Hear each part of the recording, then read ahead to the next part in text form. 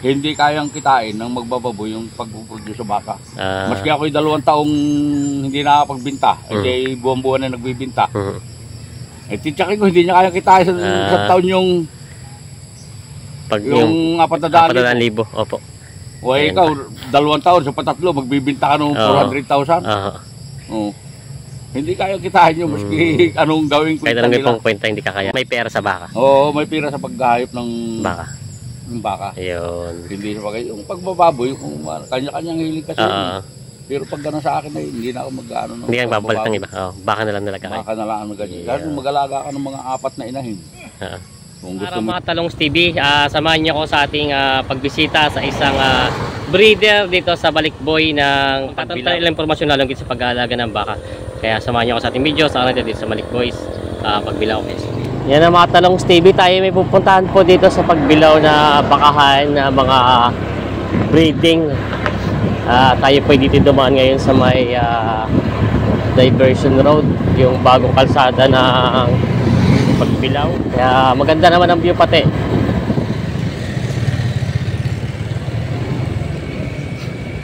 Kaya saan pa ang bahay ni Kuya Puroy? Sir, ano nga pong pangalan niya? Puroy. Puroy. Si Kuya Puroy. Ano pang barangay ito ninyo? Kalurang Malikboy. Kalurang Malikboy. Ito po yung mga baka ni Sir. Sir, kailan po kayo nag-umpisa ng pagbabaka? 2012. 2012, halos may 10 taon na mahigit. Wala pa naman. Mahigit na. Mahigit na pala, mahigit na. Mahigit na. Mahigit na 10 taon. Pero po, ilang ulo po kayo nag-umpisa ng ganito? Kasi ito parang dami niya na. Nag-umpisa lang yan ay 12. 12 po. Ano lalabas ako lang dyan, yung panay lalaki laang. Puro lalaki po. Panay lalaki. Siguro mga nabinta ko dyan, panay lalaki, siguro mga hindi na 100. Madami na rin. Puro bilhin nyo. Binili. Binili lahat yun?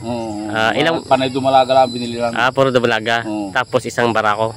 Tapos isang barako. Yung unang barako ko, hindi ganyan, yung parang pangkaraniwan lang, ganyan. Opo, yung mga mistiso yun lang. Tapos ay nung magtagal na adjust ko na ano. Sabi ko kailangan may lahi ang baka para maganda. Yun ang kumpare ko, yung si parang Dennis. Dito nakuha. Ang dami na nakuha dito. Panay lalaki lang. Puro lalaki lang po nilalabas. Hindi kami naglalabas ng babae. Tinuuya namin doon sa mga may edad ng pinapalit nyo po. Yung napapalit doon sa mga inahing may edad na dinidiscuss ko na. Umabot po siya ng gaano karami itong mga baka nyo dito? Kung hindi napapalit.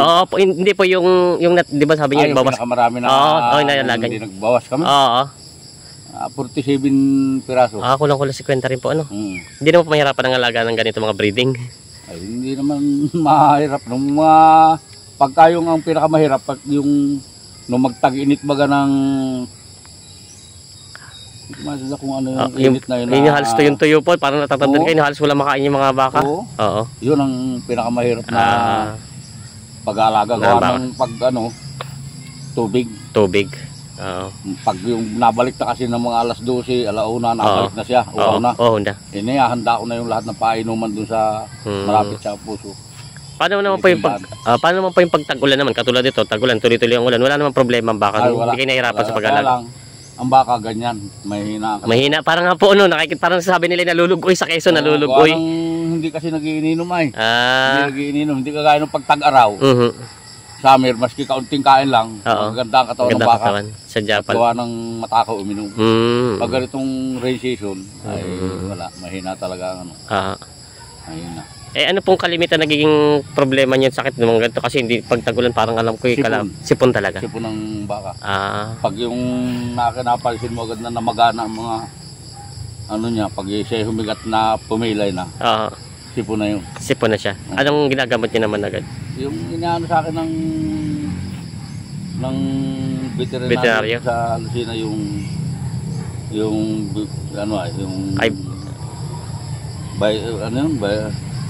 Betracil LA. Betracil. Ano po yung kayo nagtuturo? Kung meron pupunta dito, kayo na rin? Kayo na rin. Yan mo tinuturo mo sa ganito. Sa pigi, kung mga tapang ang baka. Tapos mo lang, sabay saksak na yun. Ayos na. Sir, matanong ko at marami sa totoo lang po siyempre nanonood din naman kayo sa akin. Marami po kasing nagko-comment sa ating mga OFW, sabi nila gusto na sa Pilipinas, magpo-for good na kami dyan, gusto na mag-alaga ng baka. Paano ang kitaan dito sa ganitong mga bakang breeding?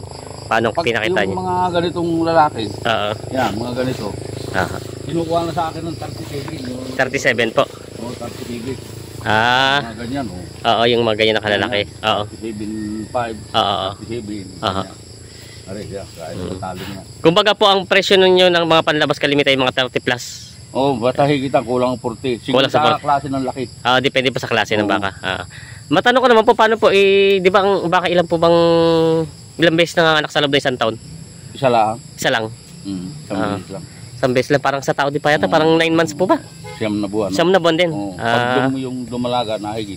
Nahigit Yung naman. mga 2 linggo, ganun lang. Yun pala po ang ano ni Sir dito. Tapos pag ano po, pwede naman, kunyari po ito po ano po ito, yung pinapasampahan niyo pa sa kanya o bahala na yung barako? Alam na niya naglalandi. Alam niya na naglalandi. Oo. Kumbaga sa pansampa lang siya. Yan naman pala. Hindi na yung ano, makikita mo, hinahabol na nung barako, binababa na. 47. Sa 12 heads pala kayo nag-umpisa, 47. 47 piraso nung Aba. mga anak siya. Hindi pa kayo nagbenta po nun? Hindi ako Hindi pa nagbebenta. Nagpurmiro ang binibinta ko yung halimbawa mga nung mag-umpisa yung 37 na hindi kaya kalaki eh. Malaki na. Malaki na. Wala, halos turete ng ano. Mura pa nun ang baka. Mura pa ang baka noon. Hindi kagaya ngayong yan, ganyan. Ganyan nga presyo ng mga pa. 40, ganyan. Hindi nung una kasi, yung pag ano ng baboy, mahirap. Dati ako may baboy. Meron din kayo? Oo. Ay kalapit ako ng school. Ito, Pagka yung amihan, naamoy. Mahigit pag yung habagat na ganito, Yeah. ano, ay iniano, di sabi ko Kinigil na yun. Oo. Saka mahal pati ang pakain. Opo. Tapos nagkaroon pa nung pandemya. Pandemya. Baboy. Oo, yung ang dami namatay noon. Ang dami na nalugi. Sa kumpare ko talagang Million. Talagang ubos. Ubos talaga. Pinaon lang ng buhay yan. halos araw-araw 3, 4, 5. Ang pinabaw nila. Oo, buhay pa yung nilalangaw na. Yun Mabaho lang. na ang amoy. Kung ba't kung ano sa akin yun? Basic ba yun? ASF. Yun. Ay kayo po sa pag-ano naman, yung buhat nung mag-umpisa nga din ay maigi dito. Mas maganda po. Tsaga lang, pastor lang. Yun. Kung primero nung mag-alpas ako dyan ay kuhan, may hila akong isa. At kasi sumunod. Susunod. Kumbaga may leader sila. Nung matok yan na yung isang may edad-edad ng ayun po yung nandun. Nasa likuran ng kahigang yun. Yung may sungay, mahaba sungay. Na sungay. Yun ang pinakang mag-guide diyan. Siya na. Magtagal. Ilan naman po nag-aalaga nyo dito? Dati kami 4. Ngayon, dadalawa na. Kasama po kayo pag ano na rin, kasama na rin kayo. 4 kami nung una. Matanong ko lang sir, ibig sabihin sa pagbibenta nyo ng baka, hindi naman kayo nasisiro sa loob ng isang taon? Mga kalimita sa isang taon, ilan ang nabibenta? 16 months, pwede na. Pwede na 16 months. Pinakano para hindi na nakakahiya dun sa bibili. Talagang ano na yun, bitaw na sa inahin, matakaw ng kumain. Yun pala, 16 months. Hindi, ibig sabihin ko po, sa loob ng, sa inyong experience, anong pinakamarami yung naibenta sa loob ng isang taon na baka, ilang peraso? Siguro nung mag-aanakan na panay lalaki halos. Nabibenta talaga lahat. Pare ko, pinakamaraming yung isang taon, pare ko siyam na piraso lang.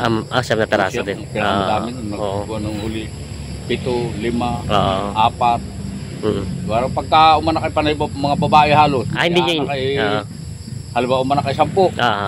Ay lalabas na lalaki mga 3, 4 lang. Ayun, nung napapabinta lang. Yung babae, hindi ko dinidispose. Parang kapalit ng magiging yung nagkakaedad na. Yung mga bakang nag-iedad na. Halimbawa, hindi na naglalandi, may edad na. Nagmamatsura na yan.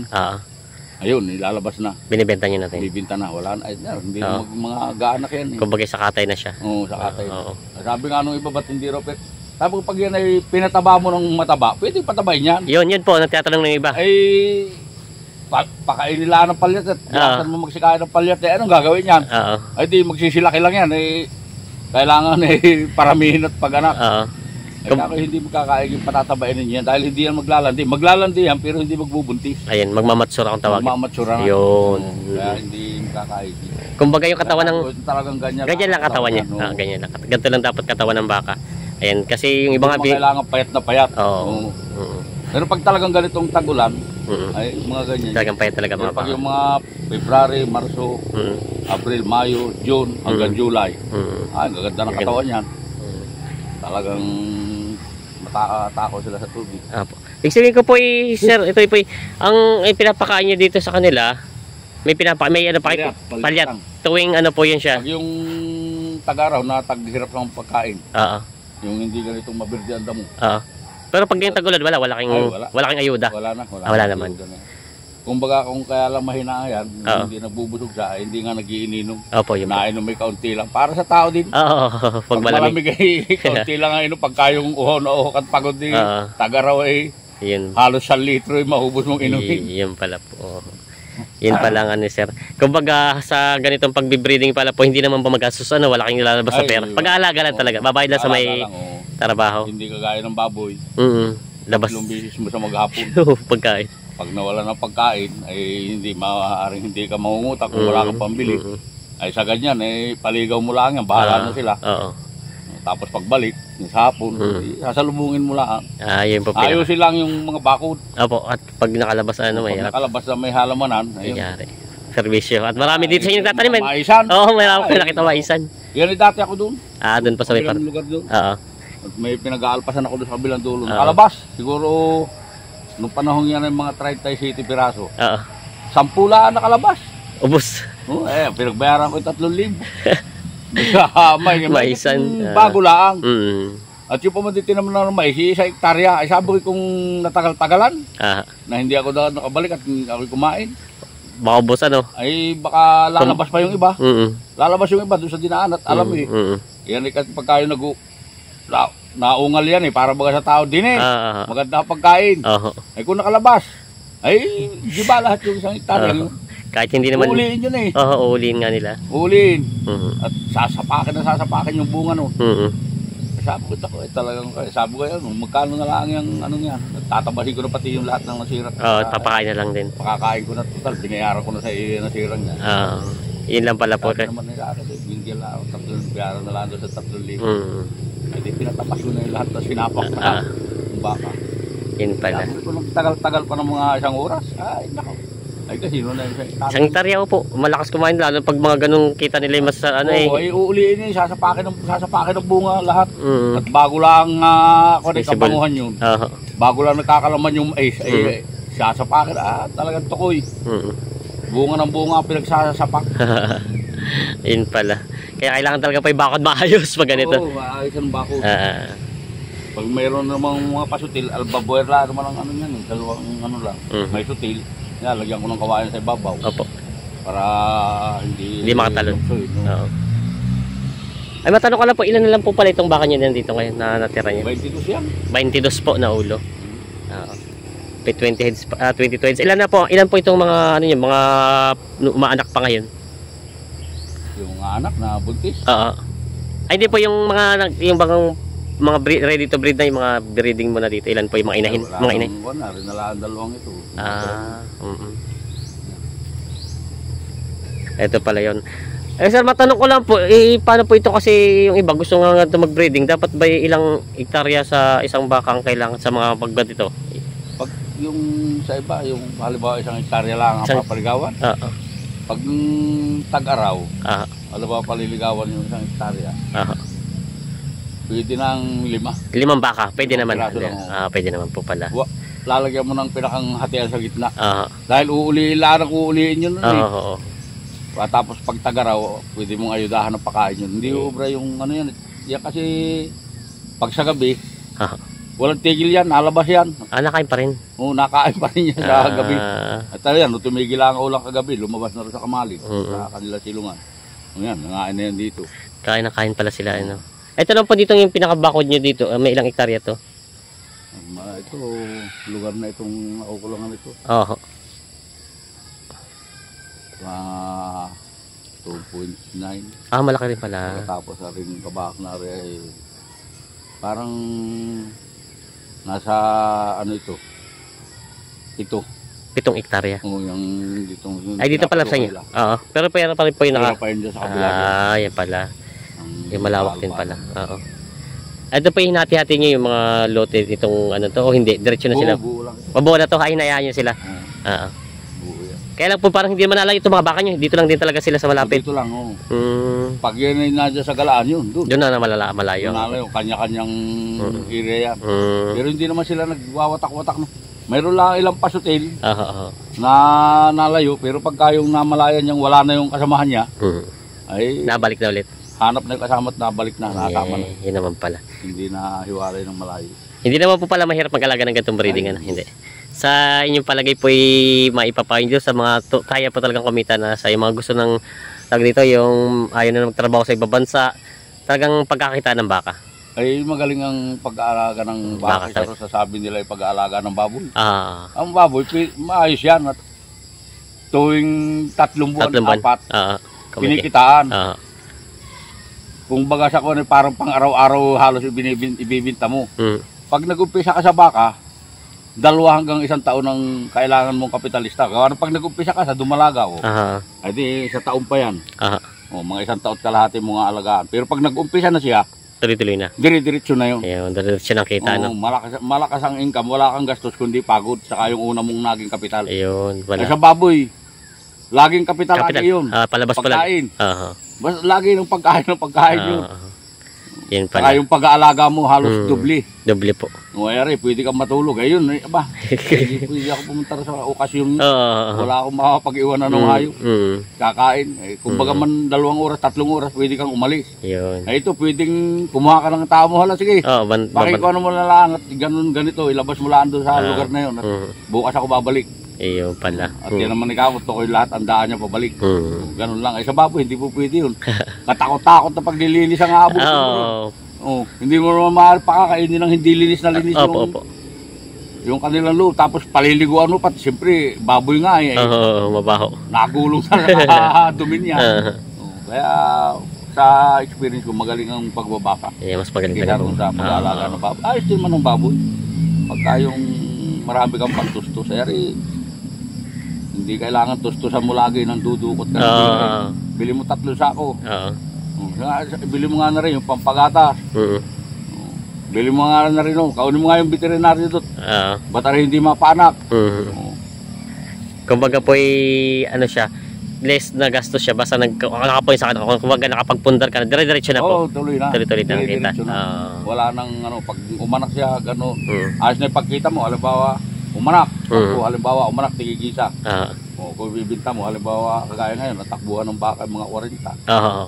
40 mil. O kung 10. Meron po. Bibinta mo. 400,000. 400,000. 2 taon na, nakauna yung magbababoy, halimbawa, nakauna ng 2 taon na nag-alaga sa iyo. Ikaw ay hindi nakapagbinta dahil bago lang produce mo yung baka. Wari ko, hindi kikita ng 400,000 doon sa 2 taon. Hindi kaya. Hindi kaya. Maski sinuwari ko, magkwenta, hindi kaya nila kitain yun. Sa baboy po, no? Maski pa sabi nila ang baboy ngayon yung bulaw ay 6,000. Ay, bago mo umanak yun. Matagal din. Ay, magkano ngayon ang pakain niya, ang kamamahal na pakain ngayon. Kaya sabi ko, hindi kayang kitain ng magbababoy yung pag-produce sa baka. Maski ako'y 2 taong hindi nakakapagbinta, ay buwan-buwan na nagbibinta. Titsakin ko, hindi niya kayang kitain sa taon yung 400,000. Opo. O ikaw, 2 taon sa patatlo, magbibinta ka ng 400,000. Hindi kaya kitain nyo, maski anong gawin ko. Kahit anong ipong kwenta, hindi kakayanin. Ay, pati po ito nga. Kung tamihan man niya yung baboy, paglaki ng gastos. Di lalo na, sabi, ay, malaki naman yan dagdagan mo ang presyo. Hindi ko ibibigay sa iyo ng 40 yan. Opo. Kailangan ganun. Ay, sa bulo, nakapix yun 6,000. 6,000 nakapix yun. Kung baga man malaki baboy, titimbangin, ay nakapix din naman yung presyo. Kung halimbawa 200, ay sa baka, hindi ko ibibigay ng 50 yan. Opo. Pag malaki na talagang malaki na. Hindi overtake ka sa nag-aalaga ng baboy. Pati pa hindi nag-oversize yata ang mga ganitong baka, wala siyang oversize. Habang lumalaki siya, gumaganda ang presyo. Kagaya nun, alam mo, 3 taon. Yan ay patubo na rin. Pagpalagay na gawin natin, 100 na lang yan. Sinta. Ay gano'n yung mga inanak niyan? Dami na. Ang dami na. Yan ay nag-umpisang mamabay ng maka 2 taon. Ilan ang mga pinag-aanak na niyan. Ayan pala. Wala, kumpara mo doon sa nag-alaga ka ng baboy, 80 yan, 3 taon. Aha. Eh, dyan lang siya, isa lang yan, di talo Opo. na siya. Opo. Yan. Kumbaga man siya, mabilis siya ang release niya. Aha. Mabilis ang kita niya, gawa ng, siyempre, Buwan-buwan. Tatlong buwan o tatlong buwan. tatlong buwan na ianak yung kanyang baboy. Pero yung gastos naman niya, Tuloy-tuloy din. saka yung pagod niya, tuloy-tuloy din yung, basta kumibo ka doon, naroon na ang pagod mo, parang yung gastos. Alam ba 5 sako, magkano 5 sako ngayon? Siyempre, i-out mo lagi sa gastos mo. Puro bili po pala. Puro bili nga po pala ang pakain sa baboy. Puro bili. Ay, lahat bili. Bili talaga, no? Hindi naman pwedeng pakakainin mo nung ay makakapanguha ng kangkong dyan gabi. Oo nga. Ay wala, hindi sasapat yung ganun. Una, pagka binilang ka nung ganun, mahina yung karne ng baboy mo, wala nang babalik sa'yo. Kung may bumalik man, binabarat ka. Babaratin na lang. Yan, babaratin na lang talaga. Binabarat ka na. Samantala sa ganyan, hindi ka pwedeng baratin. At, siyempre, nag-iikot at maganda eh. Kailangan niya. Dito hindi na ako nakapagdala dyan sa auction. Yan. Dito na lagi sa Pinupunta na lang po pag alam na meron kayong baka. Ha? Pinupunta na lang pag, meron naman na yata kayong buyer, ano? Napunta na sila dito. Napunta na sila dito. Hindi na sasabihin hanapin. Boss, may palabas ka dyan. Sabi ko, mayroon. Siguro mga 3 buwan pa. Oo. Sabi ko, pag magkano, pag nakadating 3 buwan, di tingnan mo. Di presyuhan ko. Yan. E di sir, mapapayo nyo sa mga gusto mag-umpisa ng pagbabaka talagang may pera sa baka. Oo, may pira sa paghahayop ng Baka. Ng baka. Ayun. Hindi sa bagay. Yung pagbababoy, kung kanya-kanyang hilig kasi. Pero pag gano'n sa akin ay hindi na ako mag-ano. Hindi kang babalik ng iba. Baka na lang nalaga kayo. Baka na lang ang ganyan. Kasi mag-alaga ka ng mga 4 na inahin. Kung gusto mo yung maalwan o 5. Tapos may barako kang ganyan. Eh, maski sa magpapunta-punta ka, pag nakatat yung bilhin mo lang yung inakala mo malapit na maglandi, eh, kinataon na naanak yun. Eh, pag naka-10, 14 na buwan, pwede mo na ibinta yun eh. Okay, kumbaga man, sabihin, pare, ako, bilis. Nakapagbinta na ako ng baboy, ganun. Okay, pag nag-release ka ng mga 3, tiko 40, 120, magkano pinagbilhan mo lang sa baboy? Ayun nga po. Kaya, pagpalagay ng 200 ang pinagbilhan mo, ay ilang sako yan na page. Malaki, kalahati. Ilang klaseng page ang pinakain mo dyan. Iba-iba ng klase yun. Yan. Kaya malakas ito. Yan sir, maraming salamat per sa inyong oras. Papunta natin sa alpasan nila sir. Maganda ang pag-ano ng baka. Paghahayo ka ng baka. Baka nila ano. Alam na nila kung saan ang pupunta yun. Punta na sila sa git. Sir, una-una ko sa inyo sa harapan ha. Maraming salamat po sa panood mga Talongs TV. Sana po ay may natutunan kayo kahit konting impormasyon lalo sa pag-aalaga ng ganitong breeding ng mga baka. Hindi pa po tayo ganun ka-alam sa ganito kaya hindi natin alam kung ano yung tatanong sa kay sir. Kung meron pa yung mga katanungan, pwede kayo mag-comment below at pag nakapagbisita tayo ng ganito mga breeding ng mga baka ay may tatanong natin sa mga nag-aalaga. Maraming salamat po. Pa-share lang po nating video. God bless mga Talongs TV. Happy farming.